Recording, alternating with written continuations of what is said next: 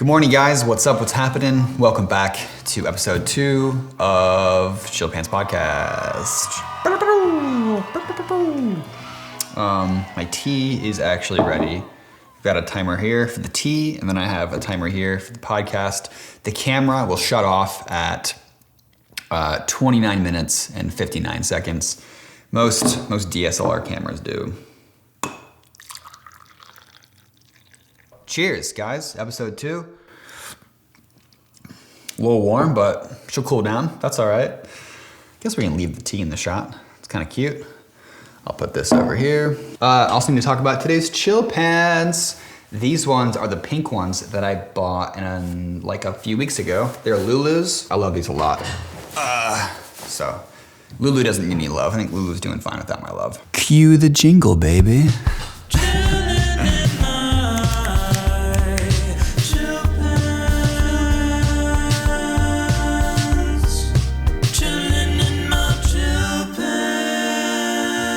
You guys submitted a couple dozen jingles, and I think I'm just going to play them periodically on the podcast. I don't have a favorite or anything right now, so I'm just sort of like, these are cool. Why don't we just, if you took the time to create one and send it to me, you might as well be featured in the podcast. First off, I want to say thanks for the love on podcast number 1.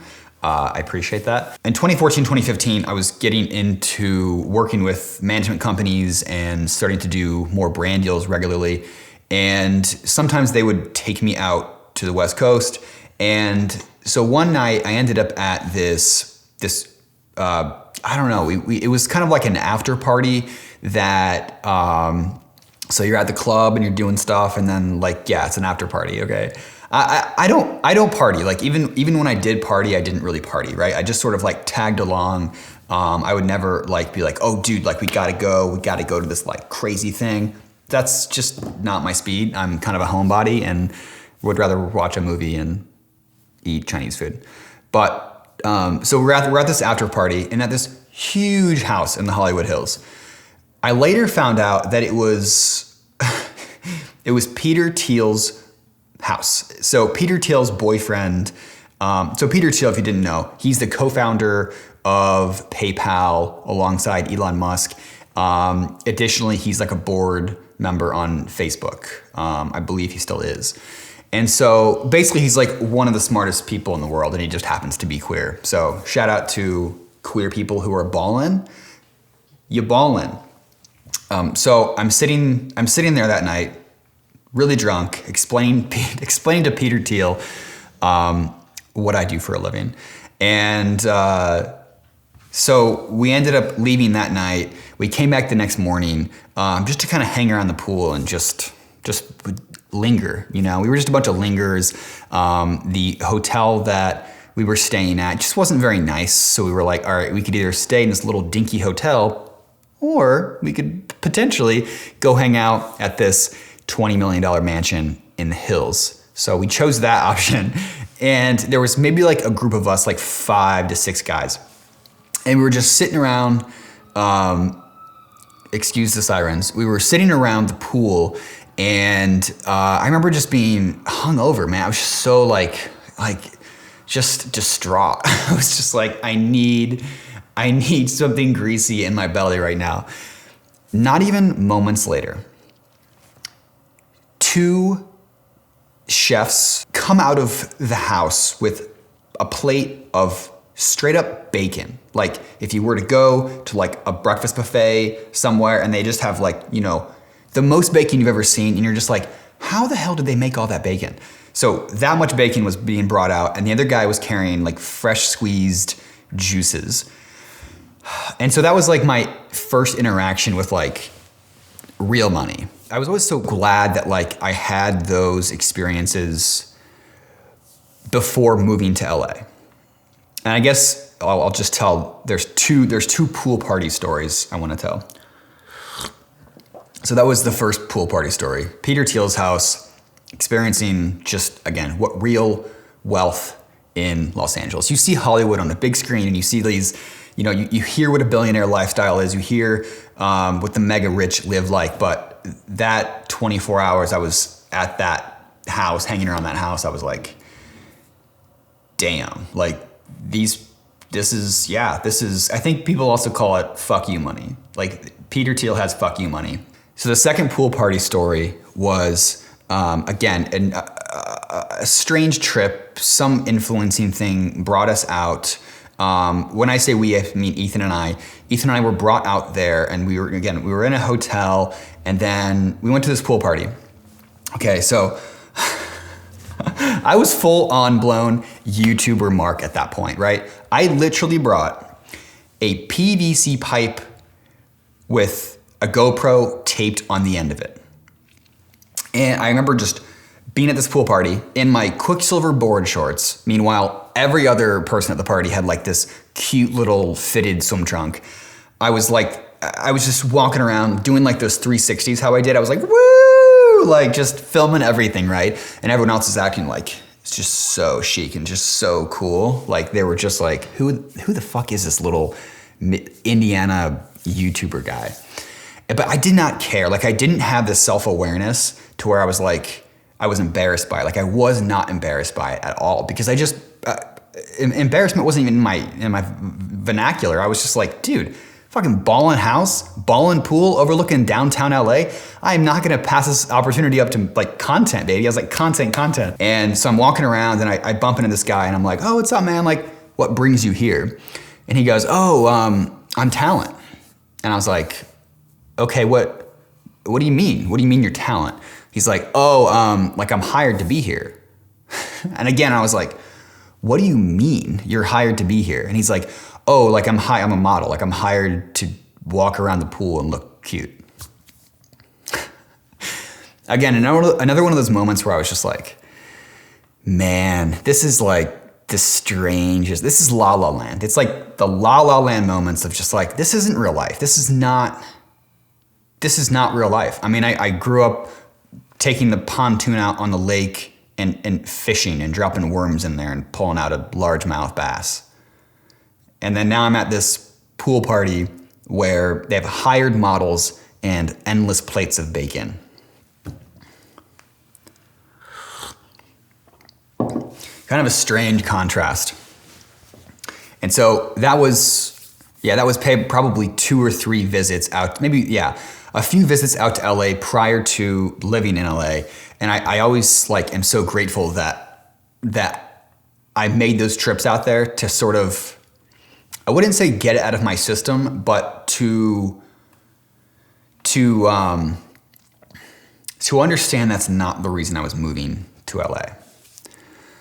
People always asked me when I was moving there, I was like, well, why are you moving to LA? And I was like, I'm not moving for LA. I'm moving for California. I guarantee you my dog has probably been to more national parks than 99% of you. And I'm sorry for flexing on you like that, but it's probably true. So yes, the first 2 years in LA, I think were kind of the prime years for me. I really enjoyed it. I was just I had my blinders on and I was just, everything was new. I was experiencing all these new things. And with Ethan, it was such a great time, in your mid-20s in Los Angeles, having a Jeep and a dog and a boyfriend and, a fairly nice apartment and waking up every morning and doing something you loved. It was literally like, it was La La Land. I'm so glad I had that experience. So glad. One of the greatest things I ever did. One of the greatest things I ever did was moving to Los Angeles. My biggest learning tool I've had so far in my life. The second 2 years, equally as adventurous and fun business-wise and creatively, I just felt like my soul was maybe changing. I didn't have friends outside of the small circle of influencers, and I don't know, it was just something wasn't feeling right in my life. There was kind of an imbalance in my life. I don't know, my family was so far away. It was 2,000 miles away, right? So if I wanted to go see them, it would have been a $500 plane ticket and a day of travel each way. And I was reflecting a lot. This was 2019, And I was reflecting a lot on just where I saw myself in the next few years, short term, right? Just a few years. And that's when I started thinking about the tiny living, buying some land somewhere, potentially in NorCal or potentially back here in the Midwest, where I'm close to my family. My 2 sisters are in Ohio, my parents are here in Indiana, and my best friend's down the road. So I figured buying land somewhere in the Midwest would probably be a really, really good, safe investment for my business, my personal wealth, and my soul. I just think after a while, like the novelty of Los Angeles kind of wore off for me. I had been to some crazy cool events. I had done the Hollywood stuff and Malibu and the museums and the beaches, and I felt like I'd quickly done everything that it would take the average person 10 years to do. And I only say that, like, I'm not trying to brag. It's just that with what I do, it sets me up for cool things, and I also like need to get out and shoot content. If I had a normal 9 to 5 where I was like had more of a purpose to be in Santa Monica at 9 o'clock in the morning, I potentially could see myself living there longer. But because I have the flexibility, it is sort of a gift and a curse. You can be anywhere, anytime. And that, you sit with that a lot. You're like, all right, well, shit, if I could be anywhere, like, where would I want to be? And, a famous quote, you are where you are because that's where you want to be.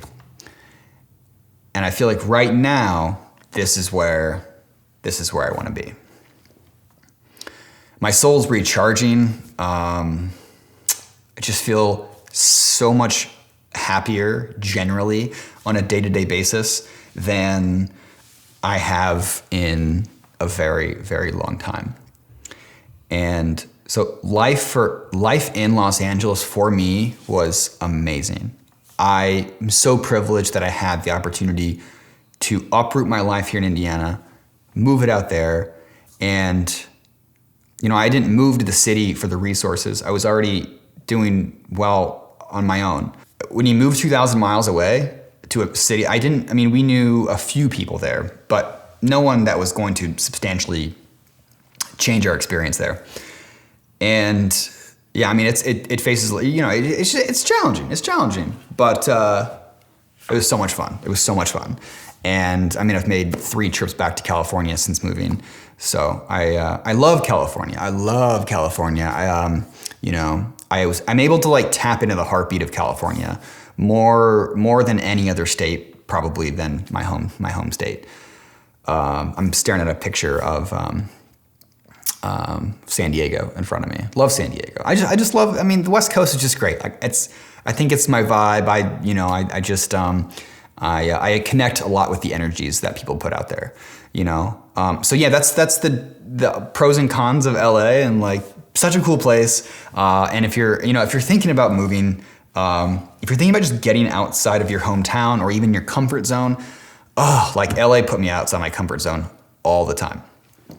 But it was the greatest thing I ever done, hands down. I made a video last week about, just this past week about a crop top, right? So I made a crop top, and I'm just kind of fooling around, having fun. And if I was in LA and I was walking down Sunset Boulevard where I used to live, I would be fine wearing a crop top. I'd own that shit. I lived in a very gay neighborhood, and it was just like, why not? You know what I mean? But here, like if I were to walk out the front door here with a crop top on, well, I just don't think I would, I think I just don't want the attention from the locals here. And yeah, I think you get what I'm saying. I think the biggest thing I miss in LA is just the diversity of all sorts, of people, of food, and terrain. In the Midwest, you kind of have a lot of the same people who think a lot of the same way, a lot of similar foods, not a ton of creativity in the cuisines here. There is, but you have to like know where to look and know where to go. And then terrain, obviously it's very flat in the Midwest for the most part. And we're landlocked, so we don't have like the ocean or mountains or deserts or giant redwood trees and things like that. But we do have lakes, which are very fun. But also it's like, again, you can go back and forth on pros and cons all day. But for, like I said, right now, I love being just close to my friends and family that I grew up with, you know what I mean? Like my freaking family. So it feels very nice, very nice. I tried to do this last episode.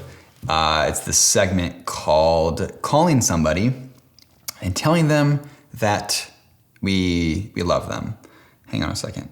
My gosh darn. Oh, there we go. Okay. So yeah, I tried calling JP last week and he didn't pick up. And so I'm going to try, well, actually let's try Andy today. I haven't talked to Andy in a bit. Let's see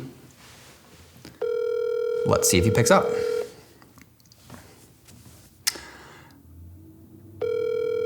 It's 10 a.m. in Seattle right now.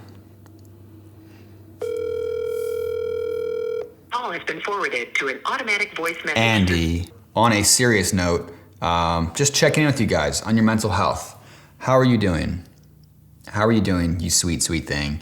I hope you have someone to talk to on your shit days and on your good days.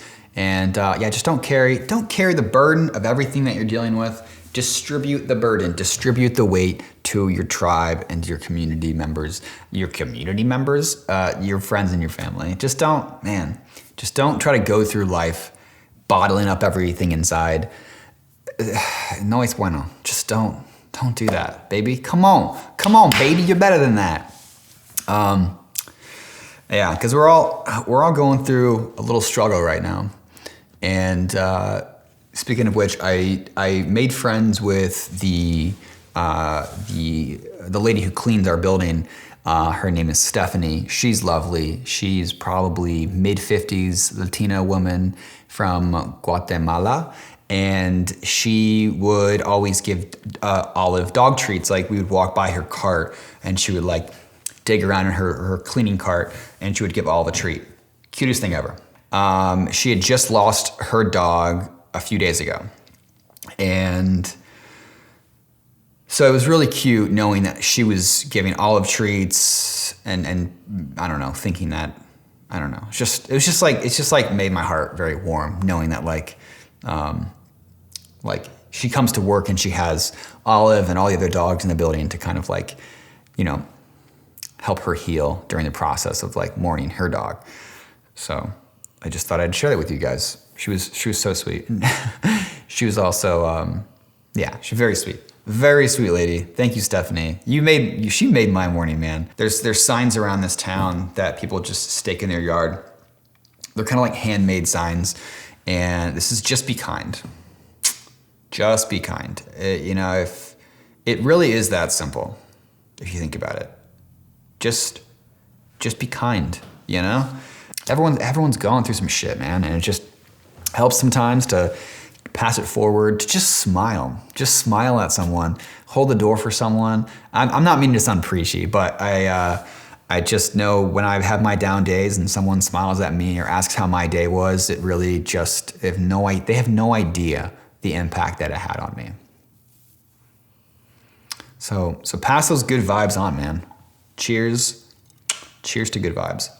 Donnie's going golfing with his dad this weekend. And so after I shoot this, we're gonna go shop for some golf shirts for Donnie, which is funny. Because he doesn't have any golf stuff. And hey, that's the one thing I love about Donnie, man. Like, I mean, there's like a list. There's a long list of things I love about Donnie. But I don't know where I was going with that. He's just the man. Like, he's just the man, and he's that person to me that I can literally talk to. I could just say the most absurd, crude thing to Donnie, and he'd be like, he wouldn't break face. He'd be like, okay, yes. You know what I mean? Like, he's just the man, dude. Like, he's, last pod I was talking about my mother having just radiating positivity and light, beaming the light. Donnie as well, man. And he absolutely beams light. He's just, if you were in a room and Donnie walked into it, it would be glowing, baby. It would be glowing. Hopefully that comes across on camera. I think it does sometimes, but in real life, he's genuinely like such a good dude. He's like the least judgmental person I've ever met. I got some great friends. Speaking of which, I got some awesome friends. Andy in Seattle. I don't know if I told you the story about how I met Andy, but in 2016, I reached out, or I just made a vlog and said, hey, we're coming to Seattle. We weren't going to Seattle. We had no plans. I was seeing if anybody would reach out and be like, hey, come crash with us. And the funny thing is, like, I had the financial means to like get a hotel and like schedule my own trip, but I was utilizing the internet so much at that time. I was just like, dude, what if you just reached out and see if people would like, you could just connect, right? So I'm glad I did that because, so Andy reached out, he emailed me, and I remember reading the email and being like, this guy's cool. I like this guy. So I reached out to him, we set up a phone call, we talked for like an hour, and he picked us up at the airport, and the rest was history. I mean, Andy and I are besties, and he's absolutely just one of those guys that I could go to for anything, advice or anything. And he's like my, he's my dude. He's my man. And also JP, like I'll just tell you my three like besties, Donnie, Andy, and JP. JP and I, we dated very briefly in college. That's how we knew each other. We were like, at our college, we were like, are you gay? Yeah. Are you gay? Yeah. Should we date? So that was kind of one of those things. We dated for a short term, and JP's always, I call him my sponsor sometimes. Like JP's always there to give me a very unbiased take on my situation. If it wasn't for those three people, I would probably be in therapy. But because each of them takes like a portion of my mental health, my anxiety, and just my spirit, that I don't really need a therapist. Though I'd be very interested to go to one. I'm actually fascinated with therapy in general. I think it's becoming so normalized now, and I hear people talk about, oh, my therapist this, my therapist that, when I think it used to be sort of like, don't talk about it. Like if you go to therapy, it means there's something wrong with you. It's like, it could be preventative, or it could be, wait a second, Andy's calling. Should we pick up real quick? Yeah, we'll say hi. Andy, hello. What's poppin', brother? What's up? Not much. You seem very suspicious right now. Kind of. You sounded echoey at first. Oh, yeah. Well, I have this segment on my podcast where I call someone random in my phone and I just tell them that I love you. Oh, love you too. I'm recording this now. I'll text you in just a bit. Okay, sounds good. Have a good day. All right, peace, man. You too. Bye. Bye. Maybe therapy's in my future. I think it'd be kind of nice, but I also think doing stuff like this is also very therapeutic when I can just like pour my feelings out to you guys and cry sometimes to you guys. Oh, MarkE's dance. That's the last thing we forgot to talk about in the podcast where I did the crop top thing. I told you guys to watch MarkE's dance. It's still linked in that video and it's linked here. If you want to pause it and watch the video, it's 5 minutes long. It's the character MarkE in this TV show, It's Always Sunny in Philadelphia. And one of the seasons, the finale is a 5-minute dance of MarkE. And spoiler alert, MarkE is basically, the dance is to symbolize his coming out to his father. And it's so beautiful. It's so freaking powerful. Every time I watch it, which I've watched it a bunch, I get goosies, I get a little teary-eyed. It's so cute. I feel like growing up in this heteronormative world of ours, it's like, my parents asked me if I was gay when I was like 18, just the three of us at the dinner table. I was like, something's fishy. Something's kind of weird right now. My mom goes, we know you spent a lot of time with Donnie. They thought Donnie was gay. And we know you spent a lot of time in the gym, which makes you gay, by the way. Joking. They had other reasons too, I'm sure. But those are the two that they told me. They were like, you spent a lot of time with Donnie and you spent a lot of time in the gym, and we're just thinking, are you gay? And I remember getting extremely defensive because it just wasn't the right time. But that moment just made me, I freaked out. I was like, no, I think I literally said I F girls or something like that. Something super brash, rude or noisy. Yeah, that's brash. It was a little brash. I felt like society and family were grooming me into dating women, and I didn't really have any interest in doing so. I dated a few girls. I always felt like I was a late bloomer. I mean, I feel like I was actual biologically late bloomer. I hit puberty late. I felt like I didn't get hair on my body anywhere until I was like fucking freshman in high school. I felt like, I was like a little naked boy. I mean, I swam too in school, and like locker rooms. Like you'd think, locker rooms for gay men is just like the best. They're just like fucking, everything's there, everything's out. But it's like, not for me at the time, man. I was just so self-conscious of my little bony, hairless body, and I just didn't want to. I put my blinders on. I went in there. Changed, and I got out. I wasn't trying to like scope out any hotties. And also, when you're a closeted gay man, like it's the opposite. Like you're not, like straight men probably see more balls than a closeted gay man, because we are like ultra careful about, if someone catches me creeping, I am done. Like my life is over as I knew it, especially as a high schooler. Like no way, Jose. A lot of stories today. Sorry, not sorry. It's just easier to speak. It's easier to cover. There's some stuff I just didn't get to that I wanted to, but there's next episode. Thanks for watching the podcast, episode 2 of Shell Pants. If you made it to the end of the video or the podcast, give it a like. If you're on Spotify or something else, I don't know what you do there, but thanks for listening. There's something I wanted to get to, but again, it'll be episode 3, and I think it's gonna be awesome. Actually, it's better with Donnie. It's better with another person. So, okay, I have to end this. It's ending on the camera's about to die because it's on 30-minute mark, right? So, anyways, love you guys. See you next episode, and have a great day. Love you. See ya.